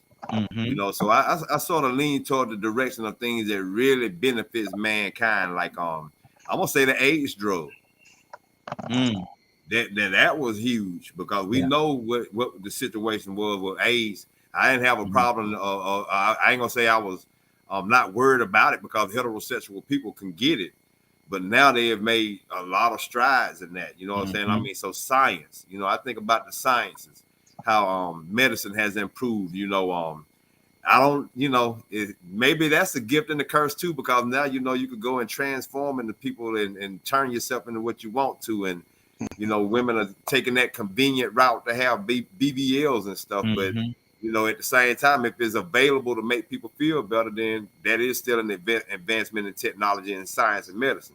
So I look at things like that. But most of these technological conveniences and inventions and stuff, you know, I weigh the pros and the cons to them, because I do understand the negative effects of microwaves. You know, I understand the negative effect of too much Google. You get what I'm saying? I understand the distraction of just putting that information in that box, but then you having a choice of what you're looking up or what you're accessing. I mean, you know, look how much porn you can get if you don't want to look up something worthwhile, something positive. If you ain't careful, you could easily get distracted by that access to that wealth of information that Google offers you. So, you know, it is a great invention, but those are one of the things that's a gift and a curse. You know, I try to focus on everything that's a gift, especially, like I said, with that telescope. Exactly. That's completely a gift. It ain't nothing negative that can come from that was real yesterday. Right, they say it depends on what you find out there. I mean, but it's the truth. Whatever we find is the truth. Good deal. Leonard, what's on your heart, brother? You know, like I said, I really enjoy the computer. The computer has made all the difference in the world for me. It is a major it was a major advance for me.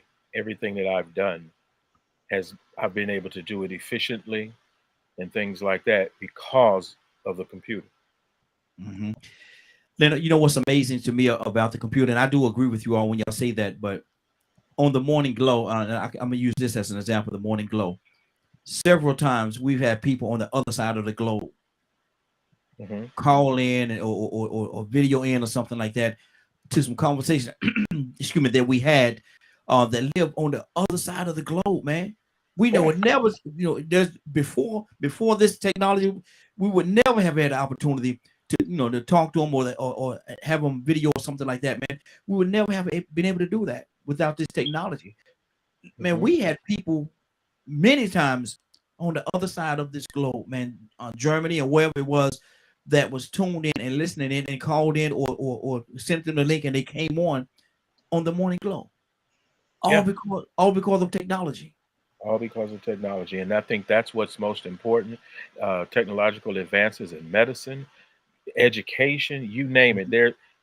You can't think of a field that has not been influenced by this type of technology. It makes it more efficient. Think about the transfer, just something as simple as the transfer of money. Yeah.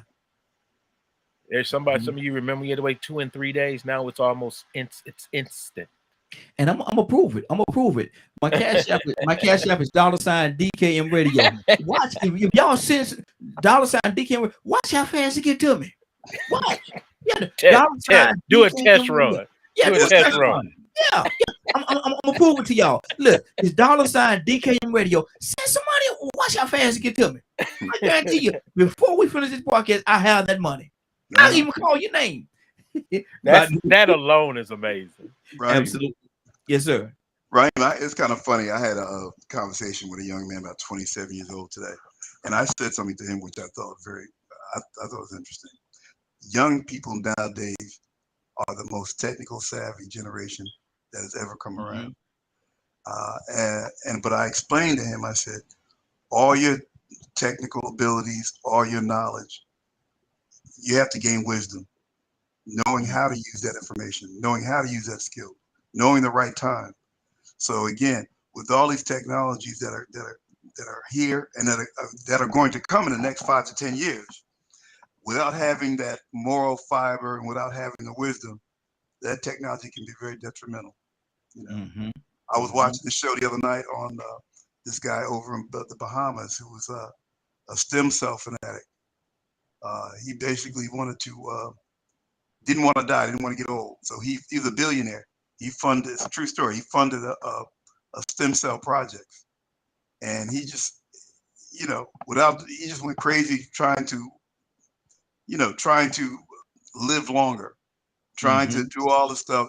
So he bought all that technology, paid off the government of Bahamas to live there, the government for they were the first country, I think, that started using stem cell research.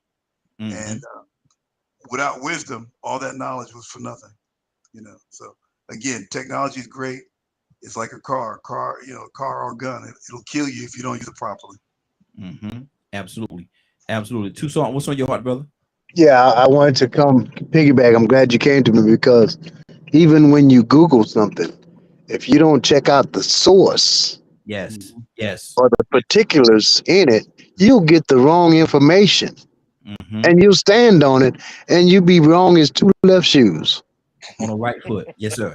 Yeah, I mean, you know, there are people that say, "Well, I did the research." Well, what was your source?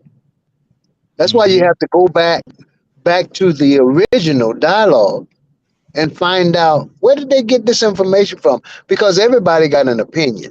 Yes, absolutely. And all they have to do is have a website, and you Google, and you'll come up and you pop up on that website. And just because you didn't do enough of your research to find out that this guy don't have a clue of what he's talking about. And here you are, boo-boo the fool, standing on misinformed information.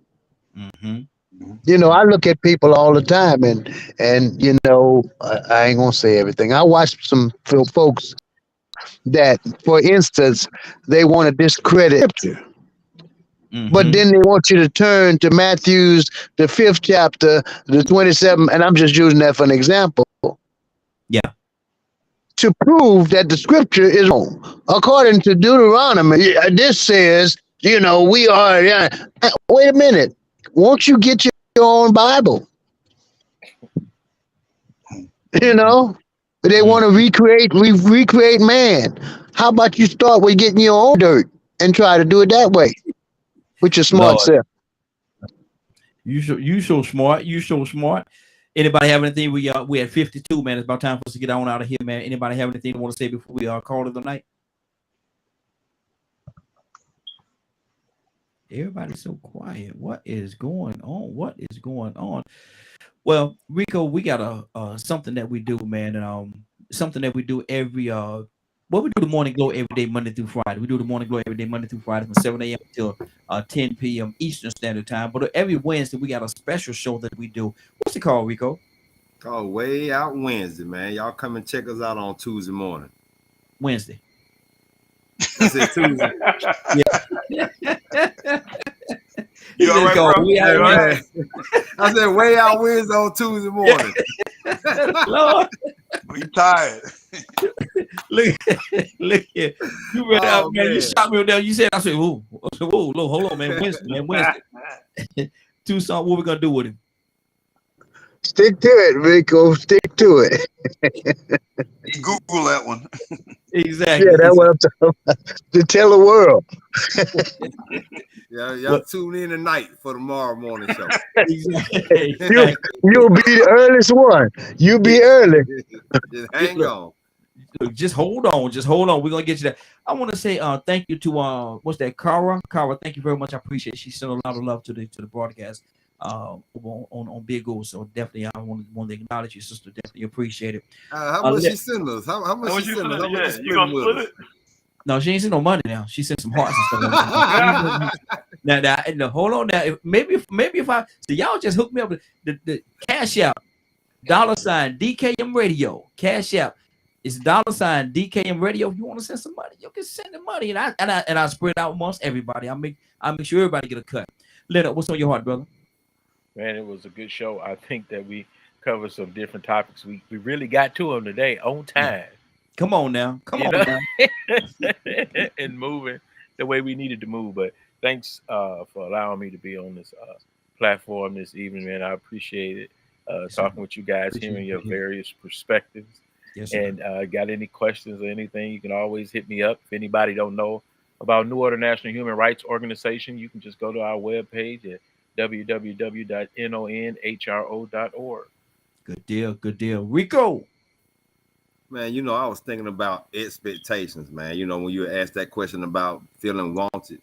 And I started thinking more about what Cornelia said and just thinking about, you know, some of the things we talked about, certain situations I've been in the past. And I started realizing that how that fell under unfulfilled expectations or failed expectations, you know. And I threw it out there a little earlier, you know what I'm saying? And y'all might laugh about this, man, but I'm telling you, man, that's almost like taking a Viagra, man.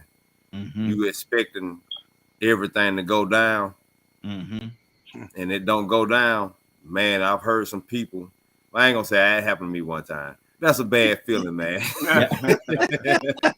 That's a terrible feeling, man. Yeah. Look, don't get your hopes up. Don't go. Just go with the flow. Go with the flow. Don't have so many expectations sometimes when, you know, and I'm bringing that up because he did mention that about dating. So, you know, if you're talking about dating, man, you know, sometimes those expectations, they'll have you in a bad situation. And I just tell, as a matter of fact, I told my baby brother this. I said, man, look, don't crowd the girl, man. Give her space too. Don't crowd her, man. You know, hold on. Don't nobody want to feel crowded. You gonna run the girl off, man. Man, get a girl some space. Let her breathe, brother.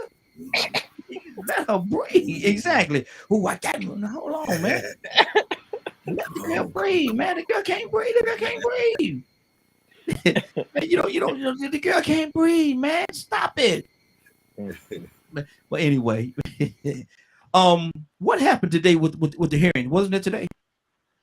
Yes, I have to go watch some more of it. I just seen some recaps. I think Liz Cheney did a good job in summarizing the point that they're at and calling out those people and letting folks know that we will be doing she gave every indication that the Department of Justice will be pursuing those individuals of interest that they have questioned and subpoenaed, and people are definitely trying to make deals, but they have what they need, I believe. Does that include your ex-president? Well, I mean, a lot of it was proving his participation. See, this what they were ought to prove, what this was a planned strategic event. And these are the players who had been planning it, were a part of it, and wanted an insurrection of the American government against the American government. Okay. I'm going to go and check out a little bit. I'm going to go and look at a few broadcasts. I'm going to look at some CNN, look at some Fox, look at some MSNBC just to see how they're going to. Everybody got their own spin on it and how they're going to have their own little spin on it. We're talking Leonard, quick question. Sir. Do you think that they're going to get him on conspiracy charges? I'm not sure. They're definitely there. They can charge him with that, of course, because it has been a conspiracy. However, I would love to see it at that level. And I would love to see them really start charging people that actually participated on January 6th as enemy combatants. Because this has to be recognized as an attempted coup against the American government. We have rules and regulations for how we are to proceed and what we should be doing. And we need to make sure that those people hold them accountable to what has been written. In black and white, this is what it is. This is what makes us a government, is that ability to stick to our own constitution. I think they said this is the first time in American history it's come to that close to an insurrection. Yes, sir. Oh, yes, sir. Most definitely. I mean, Cuba wasn't this bad. That the issue with the Cuban Missile Crisis, I mean, wasn't this bad. Wow. You know what I fear though, man? I fear that the consequences they deserve won't go that far. First off, I wonder if they could go back and have a 9/11 hearing and investigation, because that should not go unsolved like that or unaddressed. But I don't know if y'all paid attention or not, but I could tell that the way Trump and Steve Bannon and all those people talked, they still had attorneys coaching them on what to say, because everything they said was insinuation. Mm-hmm. So they still got a leg to stand on, and that's how Donald Trump, or that's how they play anyway. And when you get that high up, they play with insinuations. Oh, that ain't what I said. You know, that's what you're insinuating. I said, but that ain't what I meant. So you could tell that there's a lot of insinuation going on with the comments they made, and they're gonna say, well, those people took it as that, but that ain't the way we mean it. So I'm wondering just how far this is gonna go, because I'm sort of prepared for them to still get a slap on the wrist and not get the book thrown at them the way that they should. I mean, because this is absolutely something that they should be made the ultimate example of. Yeah, absolutely. Give me everybody give me a half a minute in your closing for tonight. We're gonna start with you, Rodney. What would you like to say in your closing remarks? Yes, it's always a pleasure to have brothers from different perspectives really talk and discuss openly.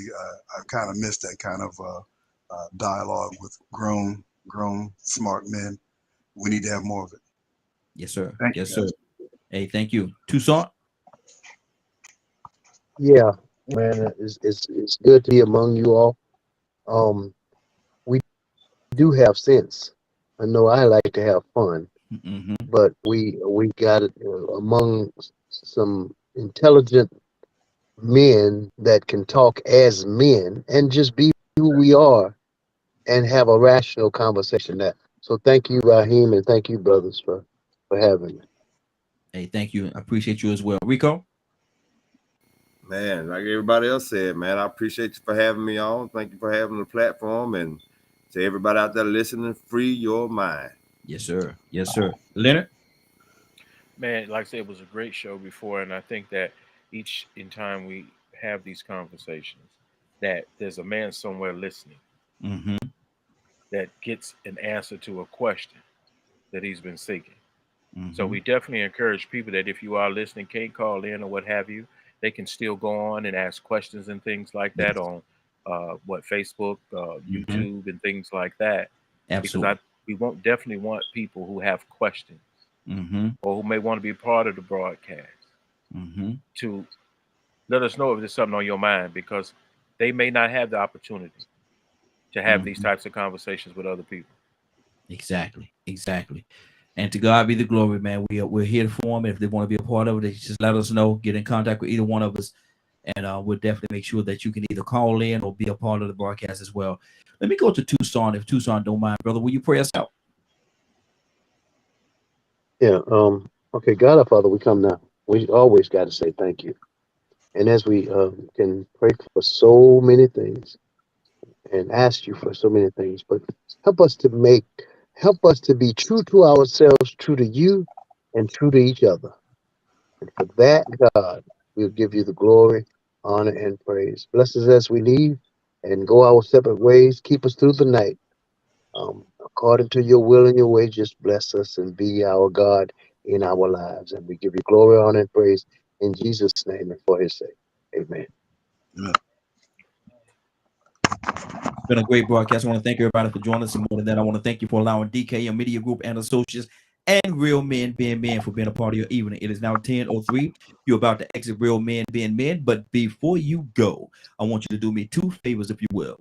One, I want you to continue to pray for us, because we're certainly praying for each and every one of you. Number two, why this is real simple, I want you to go out there, find somebody, and give them a hug, because you never know. It could be the only hug that they get, or it could very well be their last. Love you, and ain't nothing you can do about it. Have a great day and a better tomorrow. That we shine some of this light on you for Real Men Being Men. Take it out there into this wicked and cruel world that we live in, and let your light so shine. If you get an opportunity, give somebody some love. You just might find some love in return. Won't that be a beautiful thing? Have a great evening, and please, please, please be blessed. Take care of each other. Have a great night. Talk to you tomorrow if God says the same.